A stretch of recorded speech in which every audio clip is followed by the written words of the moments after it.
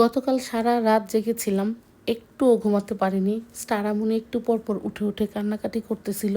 ওর মনে হয় পেটটা একটু ব্যথা ছিল। সবাই আজকে দেরি করে ঘুম থেকে উঠেছি। আজকে এখন বাজে সকাল 11টা। স্টারাকে চাইল্ড কেয়ারে দিয়ে সাহিত্যকে নিয়ে স্কুলে যাচ্ছি উবারে করে। ওকে স্কুলে দিয়ে তারপর আমার বাজার করতে হবে এবং তার পাশাপাশি রান্না ওর স্কুল শেষ হওয়ার আগে।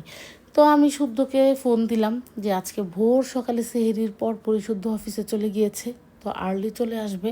আমি বললাম আসার সাথে সাথেই আমরা বাজারে চলে যাব কস্টকোতে, যেহেতু বাজার করাটা জরুরি।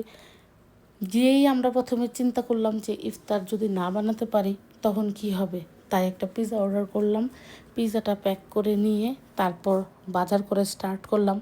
প্রথমেই আমি শুরু করলাম স্টারামনের কিছু কাপড় চোপড় কিনবো। আর মেয়েদের কাপড় দেখলে আমি আটকায় যাই, ওগুলো দেখতে ইচ্ছে করে, কিনি আর না কিনে।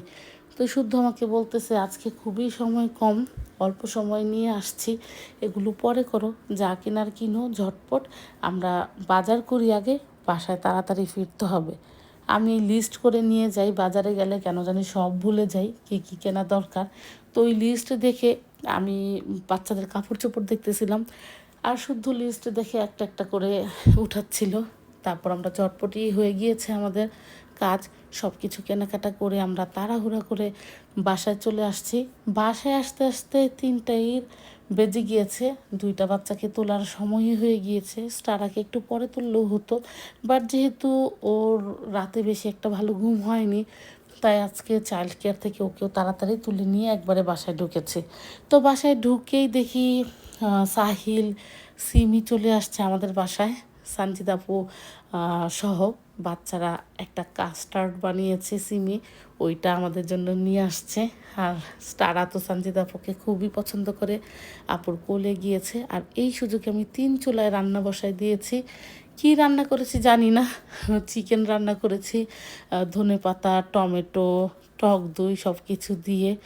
আর আপুর যে কাস্টার্ড নিয়ে আসছে সিমি, সেটা আপু নিয়ে আসছে চিংড়ি মাছের ভর্তা, বেগুন ভাজা করেছি আমি, আর সাথে ইলিশ মাছের ডিম আর ভুনা খিচুড়ি। মানে এগুলো ঝটপট মাথায় যা আসছে একদম তাড়াহুড়া করে করলাম।